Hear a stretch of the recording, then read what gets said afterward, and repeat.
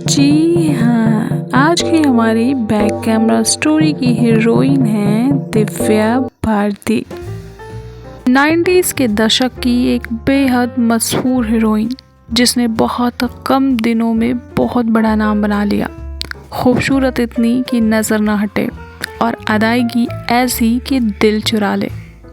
आप में से ज़्यादातर लोग इन्हें बहुत कम उम्र में दुनिया छोड़कर चली जाने वाली एक्ट्रेस के रूप में भी जानते होंगे।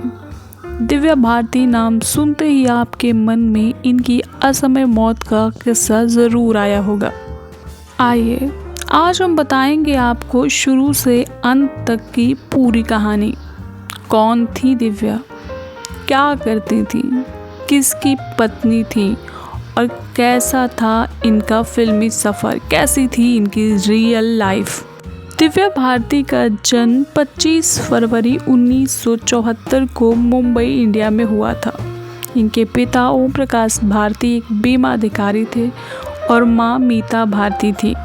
मीता ओम प्रकाश भारती की दूसरी पत्नी और दिव्या ओम प्रकाश भारती की पहली संतान थी। बेसिक एजुकेशन मुंबई के ही मानिक जी कॉपर हाई स्कूल से पूरी हुई। दिव्या एक एवरेज स्टूडेंट थी पर उम्दा कलाकार थी। फर्राटेदार अंग्रेजी बोलती थी। मराठी और हिंदी में भी इनका हाथ मजबूत था। दिव्या भारती ने किशोरावस्था में ही अपने फिल्मी सफ़र की शुरुआत कर दी थी। इनको पहला ब्रेक तेलुगु फिल्म बोबली राजा में मिला। यहीं से दिव्या भारती के कैरियर की शुरुआत हुई। फिल्म में इनके को स्टार थे साउथ के एक मशहूर अभिनेता वेंकटेश। फिल्म चल निकली और दिव्या भारती को पहचानने लगे लोग। इसके बाद दिव्या ने तमिल फिल्म नीला पेन्ना में काम किया, लेकिन ये फिल्म उतना बड़ा बिजनेस नहीं कर पाई। इसके बाद भी एक दो फिल्में की थी दिव्या ने, लेकिन इन्हें सफलता मिली रोमांटिक कॉमेडी फिल्म रावड़ी उल्लूड़ू से। अभी ये नाम काफ़ी जाना पहचाना नाम बन चुका था और 1992 में अपनी हिंदी पारी की शुरुआत विश्वात्मा मूवी से की दिव्या भारती ने। और इसी साल दिव्या ने 16 और शबनम दीवाना जैसी हिट फिल्मों में बतौर लीड एक्ट्रेस काम किया और इन्हें बहुत ही कम समय में फिल्म फेयर भी मिल गया। सब कुछ बहुत जल्दी हो रहा था। दक्षिण भारतीय सिनेमा की लेडी सुपरस्टार और लेडी अमिताभ भी कहते थे लोग इन्हें, लेकिन अफसोस कि दिव्या के हिस्से में जितनी जल्दी सब कुछ आया उतनी ही जल्दी सब छिन भी गया। चांद से प्यारा, दुश्मन जमाना, दिल आसना जैसी सीरीज में भी काम किया दिव्या ने।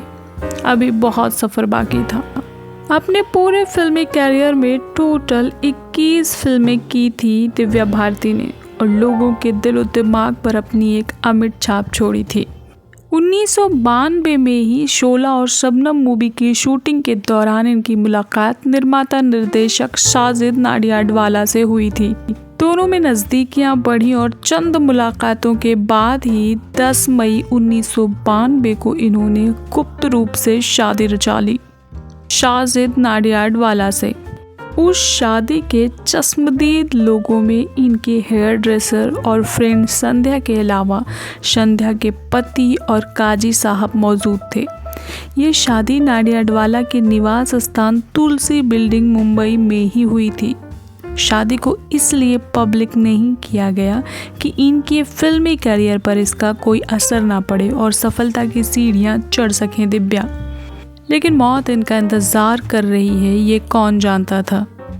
5 अप्रैल 1993 की शाम दिव्या भारती तुलसी बिल्डिंग वर्सोवा अंधेरी वेस्ट में 5th फ्लोर के अपार्टमेंट की बालकनी से नीचे गिर पड़ी। इन्हें कोपर अस्पताल में भर्ती करवाया गया, लेकिन इन्हें बचाया नहीं जा सका। इनकी रहस्यमयी मौत पर बहुत विवाद हुआ। इनकी मौत के अनेकों रहस्य सामने आए। कई फिल्मी सितारों पर भी आरोप लगाए गए और कुछ लोगों ने इनके पति के आतंकी संगठनों से दुश्मनी होने की बात भी कही। किसी ने हत्या तो किसी ने आत्महत्या कहा। महज 19 साल की उम्र में दुनिया से विदा हो गई दिव्या भारती। अभी तो बहुत सफ़र बाकी था, बहुत संघर्ष बाकी था, अवार्ड्स बाकी थे, रिकॉर्ड्स बाकी थे, लेकिन बेहद हैरानी की बात है कि अचानक से ऐसा क्या हो गया कि ऐसा कदम उठा लिया इस चुलबुली अदाकारा ने कि खुद इन्होंने अपनी दोस्त नीता लुल्ला और उनके हस्बैंड को पार्टी के लिए अपने घर पर बुलाया था और इनकी मौत के दौरान इनके घर पर इनकी मेड अमृता, नीता लुल्ला और उनके हस्बैंड भी मौजूद थे। मेड अमृता रसोई की तरफ गई और दिव्या बालकनी की तरफ। नीता लुल्ला और उनके हस्बैंड दोनों मूवी देख रहे थे और अचानक से एक चीख सुनाई पड़ी। आगे की कहानी आप सुन ही चुके हैं। 1998 में मुंबई पुलिस ने अपनी रिपोर्ट में मौत की वजह सिर की चोट बताई और केस को बंद कर दिया। सिर की चोट इनके गिरने की वजह से लगी थी क्योंकि वो सिर के बल गिरी थी।